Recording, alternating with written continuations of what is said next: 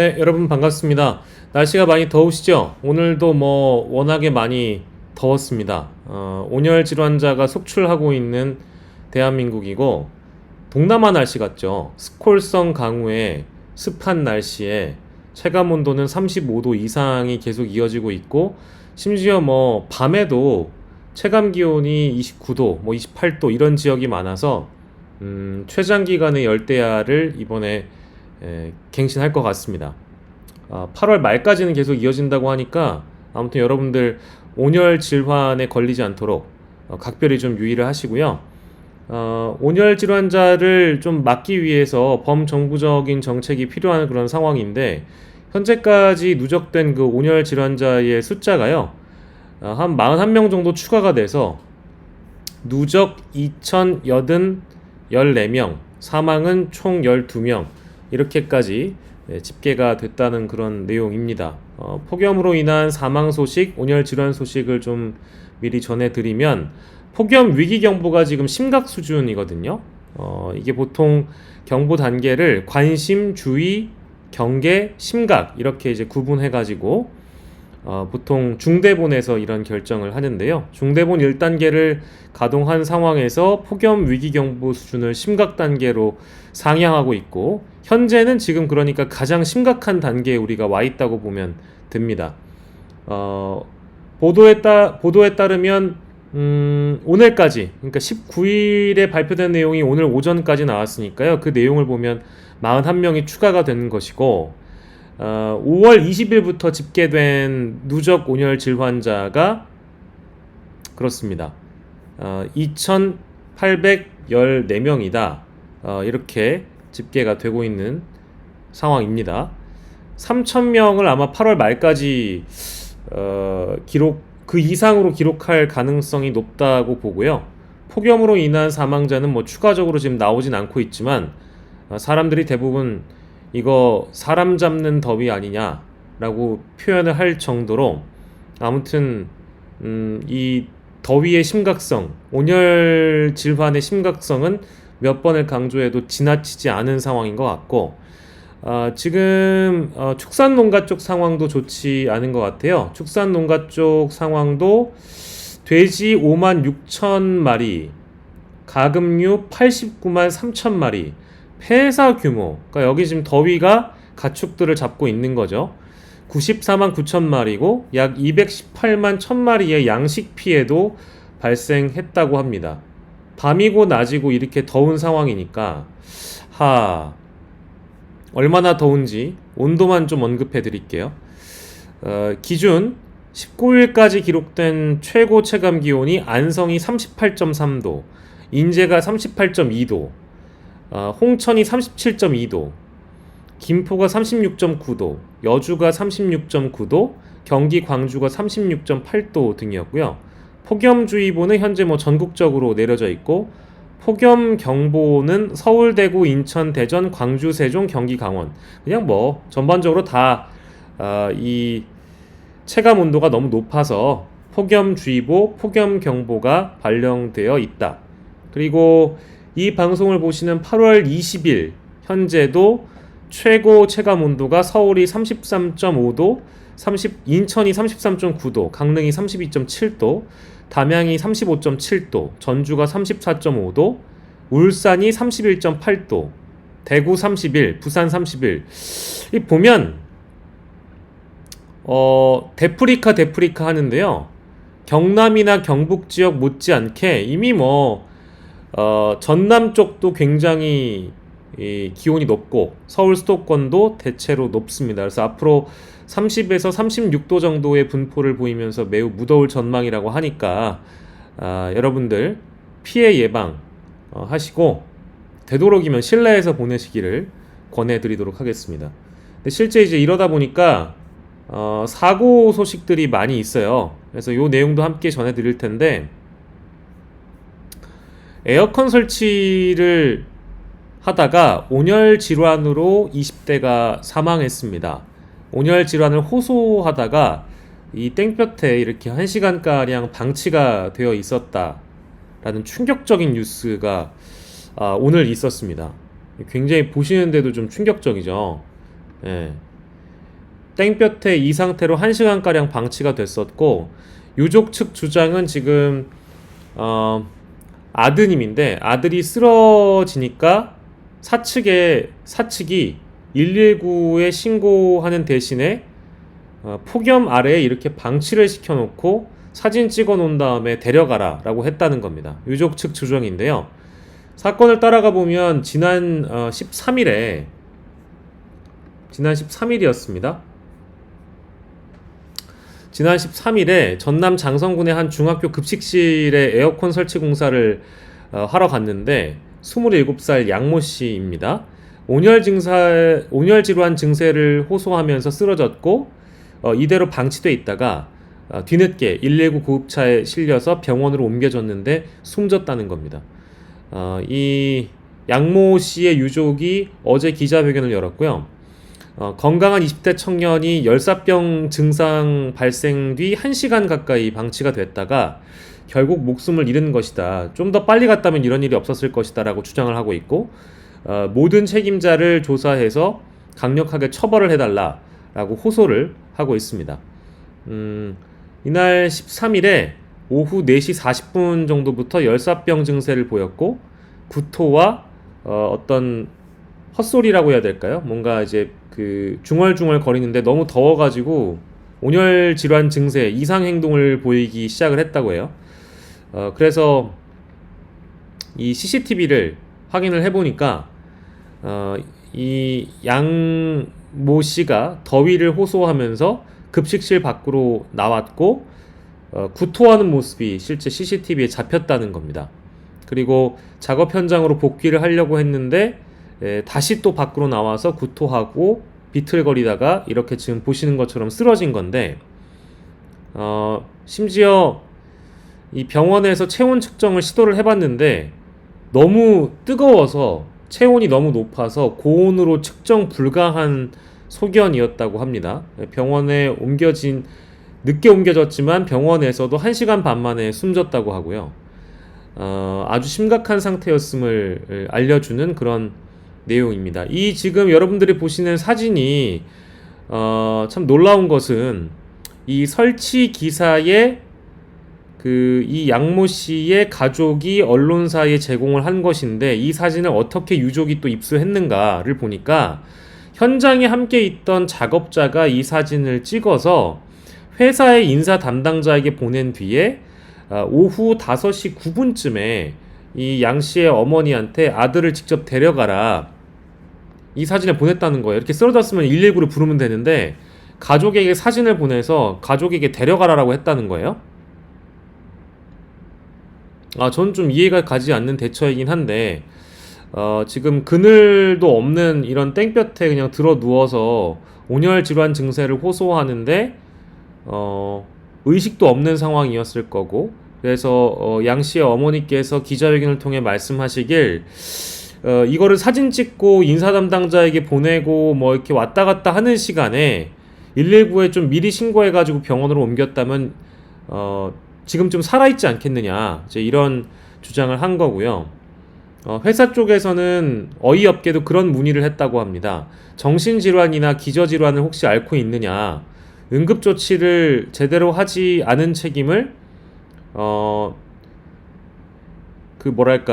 돌아가신 분에게 또 가족분들에게 뭔가 떠넘기는 듯한 발언을 회사 측에서 했다고 주장을 하고 있는 상황이고, 근데 병원 소견서를 봐도 어떤 기저질환도 없고 건강상 이상이 없는 상태로 출근했는데, 이제 이런 고열 상태에서 심지어 체온도 잴 수 없는 그런 고열 상태에서 발견됐다고 하니까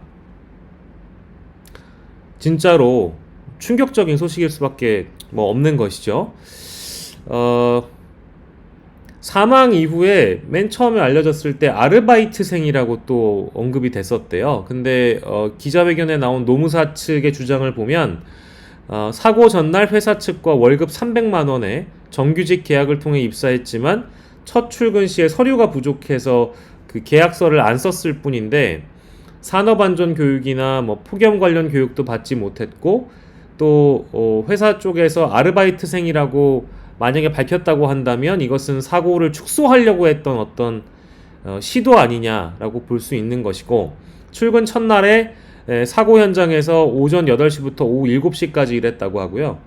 사고 당일인 둘째 날에도 오전 7시 45분쯤 광주에 출근해서 팀장과 동료 2명과 함께 작업 현장으로 이동하는 것으로 알려졌다고 하고요. 유족 측 얘기를 들어보니까 사과도 없었다고 합니다. 하지만 뭐 회사 대표가 이 보도를 통해서 입장을 낸 거를 찾아보니까 그래도 최선을 다해서 진상규명에 협조를 할 것이고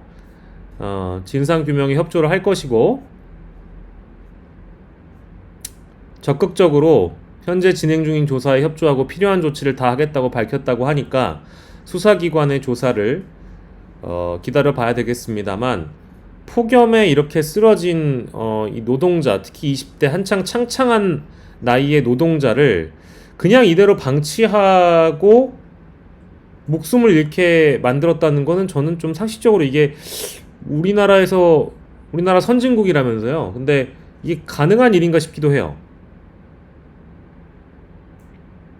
그저 누워있는 걸 사진 찍어서 인사 담당자에게 보낸다? 받아들이기가 좀 힘든 내용인 것 같습니다. 그래서 더위 얘기를 하다 보니까 온열 질환 조심하시고, 뭐 일을 하다 보면 이 더위에 직면해야 되는 상황들이 워낙에 많이 있잖아요. 그렇지만 더위를 피하는 방법도 회사 측에서도 마련해야 되고, 또 개인 차원에서도 이렇게 또 위험한 상황에 놓이지 않게끔 각별히 좀 신경을 쓰셔야 된다는 차원에서 이 기사를 소개해드렸고, 더위나 온열 질환, 그리고 더위 때문에 사망한 사고는 이것만 있는 건 또 아닙니다. 그래서 지금 기사를 보면 하나만 더 소개를 해드릴 텐데, 이런 뉴스도 지금 보이거든요. 경남 하동에서 발생한 일인데, 40대 여성이 순찰차 이 뒷좌석에서 숨진 채 발견이 됐다고 합니다. 파출소가 36시간 동안 순찰차를 운행하지 않은 이유까지 확인을 하고 있다고 하는데, 내용을 살펴보면 이렇습니다. 그러니까 지난 17일에 오후 2시쯤에 숨진 채 한 여성이 발견되는데요. 바로 전날인 새벽 2시에 이 진교파출소라는 곳인데, 하동군 진교면 진교파출소 정문 왼쪽에 이 파출소에 경찰차가 주차가 돼 있었고, 이 순찰차 안에 어떤 이유인지 모르겠습니다만 스스로 이 여성분이 들어간 것으로 추정 중이라고 합니다. 근데 이 지역 주민으로 알려져 있고, 일단 이 경찰차 안에 들어가는 모습을 방범 카메라에서 확인을 했고요. 경찰 관계자도 왜 들어갔는지에 대해서 확인을 못하고 있고, 그 이유나 이런 것들은 추가 조사 중인데, 중요한 건 경찰차가 열리기만 하지 밖에서 열리지 안에선 열릴 수가 없다고 하더라고요. 그래서 들어갈 수 있는데 나올 수는 없다는 겁니다. 보안 도난 방지 등을 위해서 원래는 규정상 운행을 하지 않는다고 하더라도 경찰차에 이 어떤 도어를 잠궈놔야 될 텐데, 이때는 열려 있었고, 오전 2시쯤에 이 숨진 40대 여성이 경찰차 안에 들어갔지만 나오질 못하는 거예요. 그래서 아까 36시간 정도 왜 이 파출소의 차량이 쓰이지 않았느냐, 그러니까 업무 해태한 것에 대한 감찰도 필요하지만 실제 들어가서 나오지 못하게 된 것은 경찰차의 특수성 때문에 나오지 못한 건데, 만약에 그 차 내부의 온도가 막 사우나인 것처럼 뜨겁지 않았다면 이분이 목숨을 잃지 않았을 수 있지 않을까라는 생각들도 많은 분들이 하실 텐데요. A씨 가족이 실종 신고를 하고 나서 실종 신고를 받은 경찰이 가출 신고를 받고 나서 한 3시간 있다가 17일 오후 2시쯤에 확인을 하러 들어갔어요. 들어갔더니만 이 순찰차 뒷좌석에서 이 여성을 발견했다는 겁니다. 그러면 더위나 이 폭염에 갇혀 있다가 이런 변을 당했을 거라고 추정이 가능하잖아요. 그러면 왜 앞좌석으로 나올 수 있지 않느냐라고 생각하실 수도 있겠습니다만, 경찰차 같은 경우에는 뒷좌석과 앞좌석이 분리가 되어 있습니다. 칸막이가 있어가지고 뒷좌석에서 앞좌석으로 넘어올 수가 없다는 거예요. 8월 17일 이 여성분이 발견됐고 16일 새벽 2시에 들어간 걸로 추정이 되는데 경남 하동 지역의 온도가 34도였다고 합니다. 이런 사건 사고들이 대한민국에 벌어지고 있습니다. 사람이 뭐 실수할 수 있죠. 뭐 모르겠습니다. 새벽 2시에 경찰차에 어떻게 들어가게 되셨는지 모르겠지만 36시간 동안 순찰차가 쓰이지 않았다는 것도 혹시나 이제 이 파출소 쪽에서 일을 안 한 거 아니냐, 순찰을 안 돈 거 아니냐, 이제 요 대목도 짚어봐야 될 것이고, 뭐 애초에 왜 들어갔냐, 뭐 이제 이런 질문을 던지기보다 일단 좀 빨리 파악해서 빨리 발견했다면 목숨을 잃지 않았을 가능성이 매우 높은 사건이고요. 그리고 아까 이 에어컨 기사 20대 청년이 이제 돌아가신 것도 마찬가지로 좀 빨리 조치했다면 이런 일이 없었을 텐데 참 안타까운 그런 뉴스일 수밖에 없는 것 같습니다. 자, 정치권 소식으로 좀 넘어가 보려고 하는데요. 정치권 소식을 만나보면 여야 대표 25일 국회에서 회담을 갖습니다. 이재명 대표는 재신임 받으면서 연임에 성공을 했고 전당대회 당일에 한동훈 국민의힘 대표와 또 윤석열 대통령에게 각각 회담을 제안했고요. 여야 회담은 한동훈 대표가 받아들이면서 성사가 됐고 25일의 날짜 오후 3시 국회 본청이라고 이미 보도가 되고 있습니다. 영수회담은 뭐 국회 정상화가 먼저다라는 대통령실의 기존 입장을 재확인하면서 일단 여야 대표의 만남이 먼저 이루어질 것으로 보이는데요. 굉장히 큰 정치적인 이벤트가 될 수밖에 없는 것은 이준석 대표와 송영길 당시 민주당 대표의 만남이 정확하게 2021년 7월에 있었다고 합니다. 그러니까 3년 만에 만나게 되는 여야 대표의 만남이고요. 빅매치가 형성됐다라고 보는 게 좋을 것 같은데 구체적으로 어떤 의제를 다룰 것인지 또 어떤 방식으로 할 것인지 세부적인 논의가 오늘 아마 이루어질 것 같고 추가적인 내용이 아마 이 영상이 올라갈 때쯤이면 나올 것 같긴 한데 잘 모르겠어요. 뭐 추측성 보도나 여야 각각 어쨌든 중심으로 해서 유리한 방식으로 정치적 셈법들을 이제 굴리고 있는 그런 상황입니다. 그러니까 즉 당대 당으로 만나냐, 독대를 하는 거냐 이런 형식도 안 정해졌고요. 오늘 실무 대표 비서실장들이 만나서 협의를 했다고 하니까 아마 이 영상이 올라갔을 때쯤에는 뭐 좁혀졌을 수도 있고 그냥 평행선을 달릴 수도 있는 겁니다. 일종의 삿바 싸움이 이어지고 있는 상황이고 채널A 단독 보도를 보니까요. 생중계를 하자. 이 보도가 나왔습니다.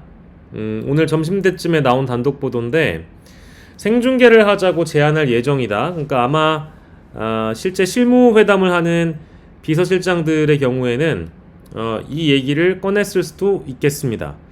박정하 비서실장이 기자들에게 흘리기로는 민주당과 협의해서 의제와 형식에 대해서 논의를 할 거고 회담이 오랜만에 있는 것이기 때문에 국민들에게 빨리 결과나 성과를 보여드리는 것이 좋지 않겠냐.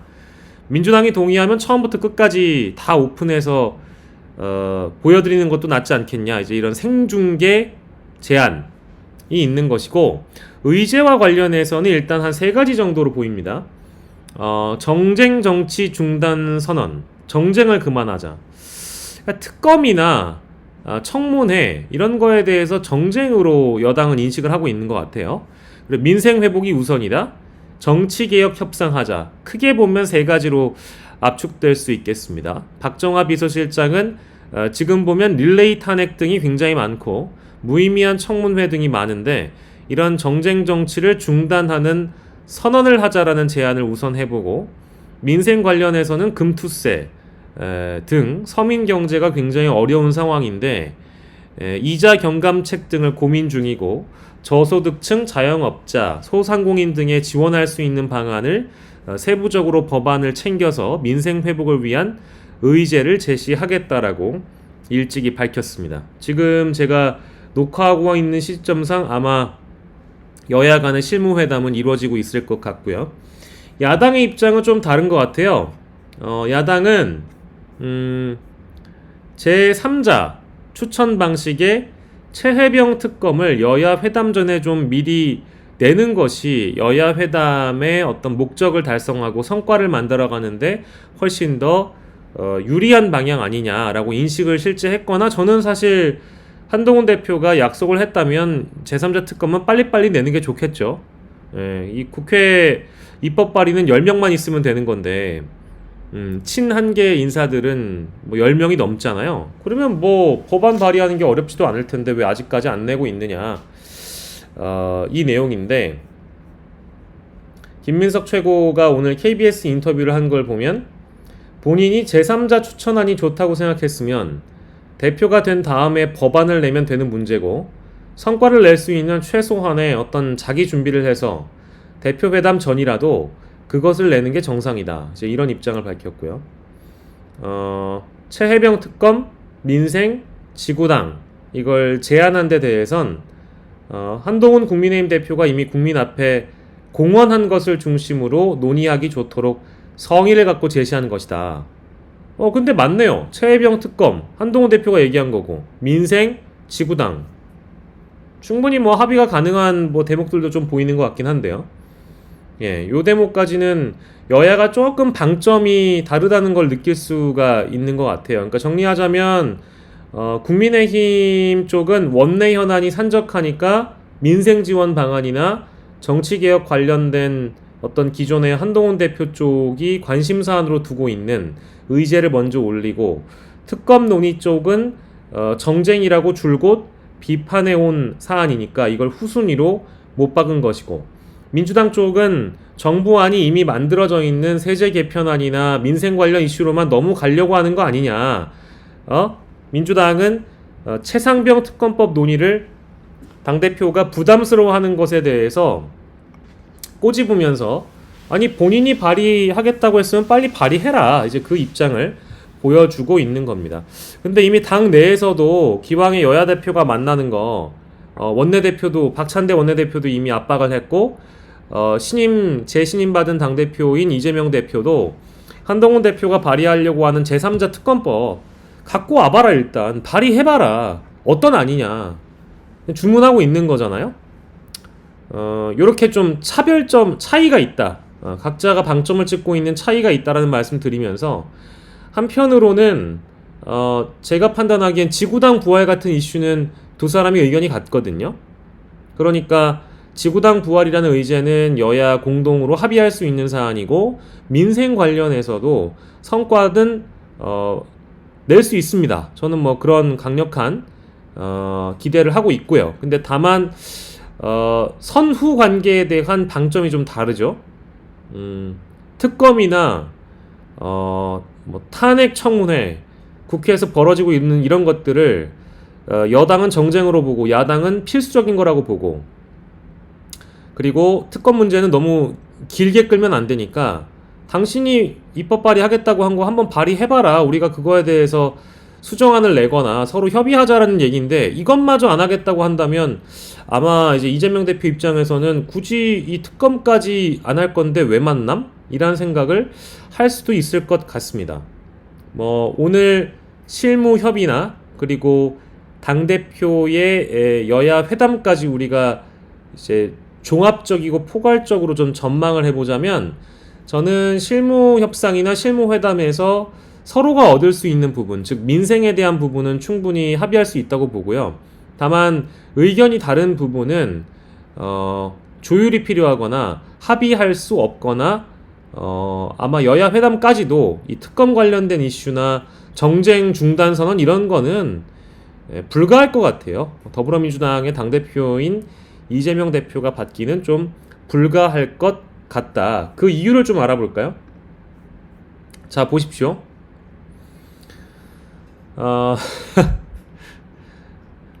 특검법에 조건을 또 붙였어요.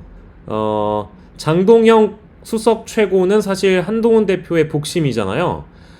공개회의 석상에서 뭐라고 얘기를 했냐면, 민주당의 기존 특검법 철회, 탄핵 청문회 중단을 언급했습니다. 이게 뭐 당의 공식 입장은 아니라고 하지만 본인이 한동훈계의 복심으로 또 핵심으로 있는 사람인데 이런 발언에 어떻게 무게감이 없겠습니까? 한동훈 대표 본인도 제보 공작과 같은 이런 다른 조건들을 이미 추가적으로 붙여놓은 상황이기 때문에 민주당의 진위를 계속 의심한다는 식으로 조건을 붙이고 또 다른 조건을 붙이고 하고 있는 상황이거든요. 근데 제보 공작 의혹 관련해서는 심지어 민주당에서 받겠다고 한 대목까지 좀 감지가 돼요. 그러니까 민주당 다 열려 있는 거예요. 아 그래 제보 공작 의혹까지 니네가 넣고 싶어? 아 넣어주겠다. 그러니까 그게 뭐든 간에 일단 발의를 해봐라. 그거거든요.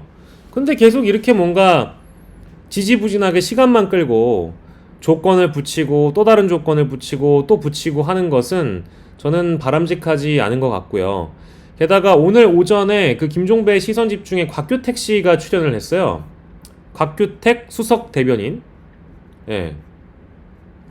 곽규택 수석 대변인 같은 경우에는 전화 인터뷰를 했는데 보니까 한술 더 떴습니다. 예. 위헌적인 조항도 있고 독소적인 조항도 포함되어 있기 때문에 그런 부분들도 제외해야 된다.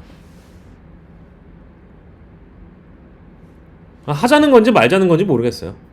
아마 그러니까 이제 돌려서 계속 시간을 끌고 있다라고 저는 생각하고 있습니다. 예, 뭐 그 뒤에 보면 수사 과정에서 언론의 특검이 수사 상황을 공표하는 그런 부분도 문제라고 하는데 곽규택 씨는 기존에 있었던 특검법을 다시 한번 읽어보세요. 바보냐? 기존에 다 했던 겁니다. 한동훈, 윤석열도 했던 거예요. 근데 뭐 무슨 일일 브리핑, 실시간 브리핑이 독소 조항이라고 얘기하는 것은 곽규택 수석 대변인조차도 굉장히 모순적이고 이율배반적인 사람이라는 것을 자인하는 꼴이죠. 한심합니다.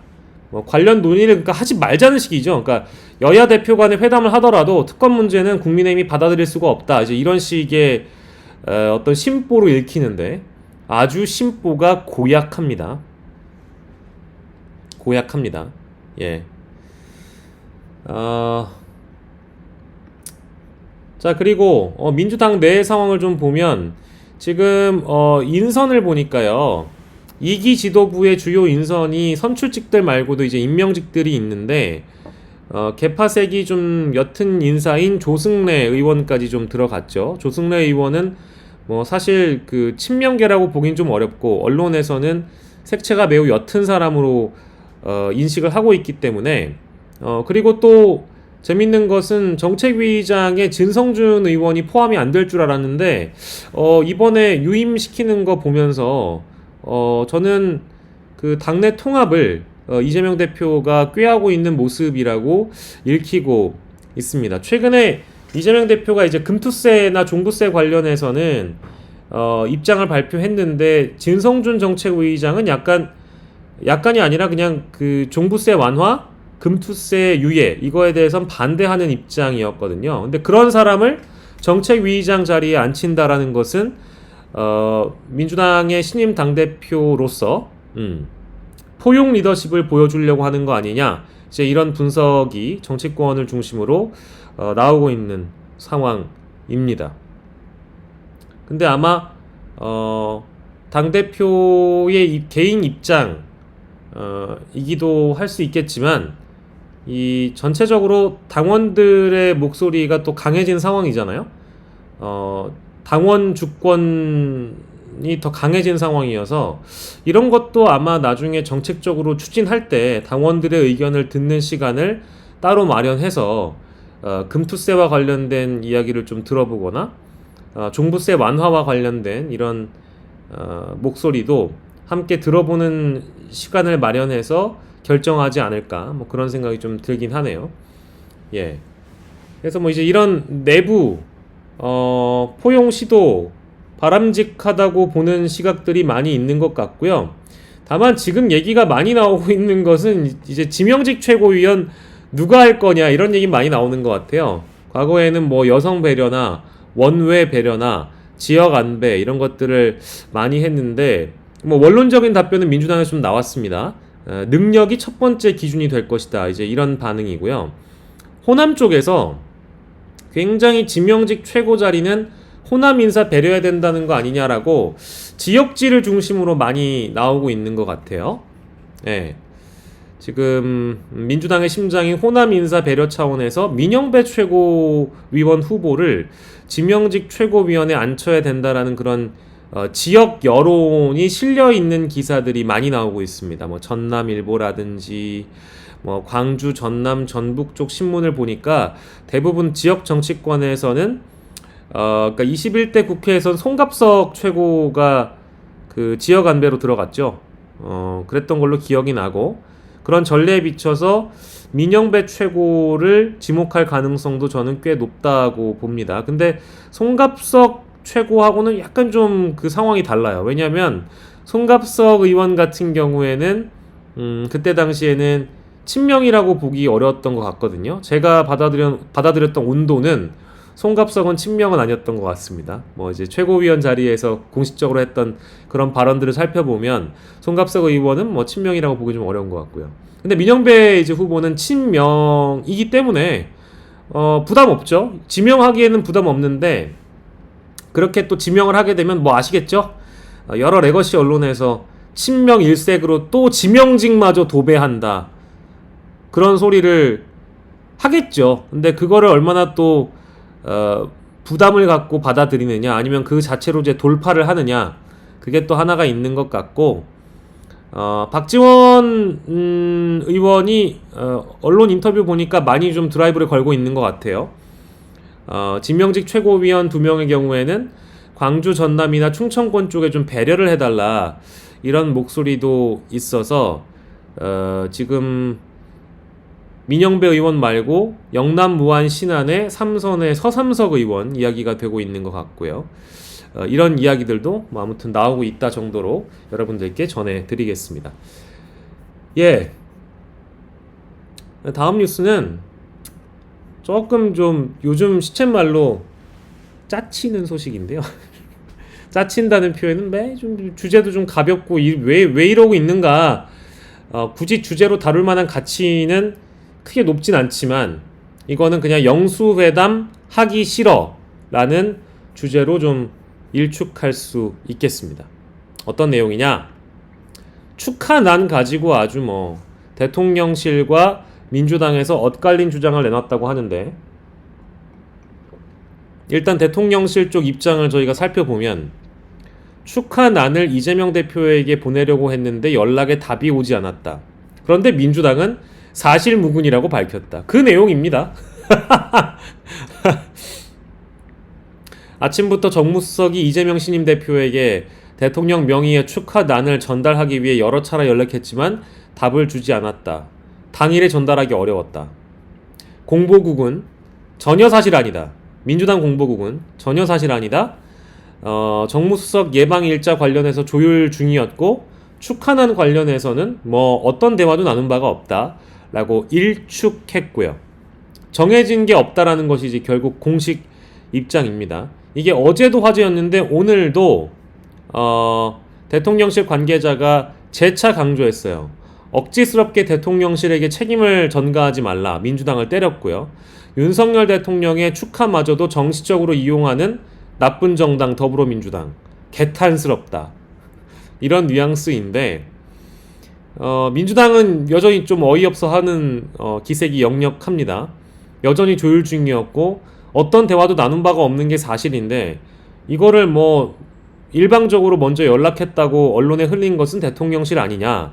근데 연락을 안 받아주는 게 민주당이라고 강조하는 것도 대통령실 아니냐. 이틀 동안 여러 차례 연락했는데 민주당에서 받지 않았다. 민주당 나쁜 놈들. 민주당 항상 정쟁에만 골몰하는 정당이라고 보여주고 싶은 것이겠죠.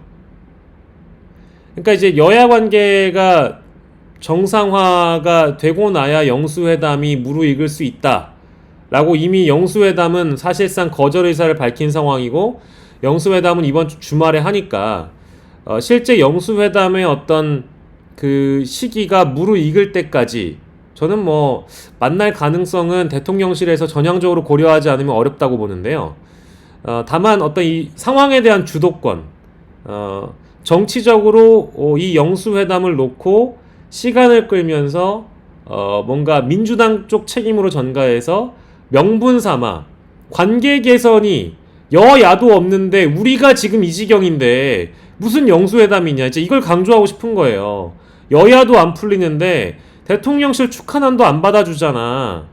야당의 진정성이 있는 거야? 이재명 대표가 영수회담 하자고 한 거에는 정쟁의 요소는 없는 걸까? 이거를 강조하고 싶은 거예요. 신경전을 이제 계속하면서 영수회담을 피해가려고 한다. 이제 그 대목이 전 느껴지고 있고요. 오늘 뭐 김민석 최고위원 인터뷰 라디오에서 나온 걸 보니까 뭐 일단 국회 정상화라고 대통령실에서 찍은 거에 대해서는 추가적인 설명을 더 들어보고 싶고, 이분은 좀 조심스럽게 접근을 하시더라고요. 추가적인 설명이 나오는 걸 기다려보고, 다만 본인도 여야 회담을 먼저 하고 나서 그 다음에 여야 회담이 잘 되면 영수회담도 충분히 할 수 있을 거다. 성과를 만드는 것이 바로 국민들을 위하는 길이다 라고 말씀을 하셨다고 하네요. 그리고 뭐 축하난 관련된 사태에 대해서는 그럴 정도로 민주당이 수준 낮은 정당이 아니다. 그런 걸 가지고 무슨 이야기가 나오냐. 큰 의미 없는 일이다라고 김민석 최고가 오늘 오전 라디오 인터뷰를 통해서 밝히기도 했습니다. 예, 마지막 뉴스는요. 이거는 저희가 오전에 이슈버스킹에서 다룬 내용이기 때문에 굳이 뭐 아주 길게 내용을 다루지는 않겠습니다. 중일마, 중요한 건 일본의 마음. 대통령실의 어떤 해명이나 이런 그 내용이 일파만파 퍼지고 있습니다. 일본의 마음을 움직일 수 있어야 된다라는 취지의 발언이고, 일본이 수십 차례에 걸쳐서 사과를 했기 때문에 일본도 피로감에 쌓여 있다. 이것이 대통령실의 발언이에요. 우리 대통령실이 일본이 여러 차례 사과했기 때문에 피로감이 쌓여 있다. 이제 요게 지금 엄청나게 여론의 질타를 맞고 있습니다. 야권에서는 뭐 각 정당마다 브리핑을 내면서 이 친일 매국 정권 아니냐라는 비판이 나오고 있어요. 지금 탈출구가 거의 없는 상황인데, 친일 프레임이라고 대통령실이나 김태호 차장은 항변하고 싶은지는 모르겠지만 이건 그냥 친일이거든요.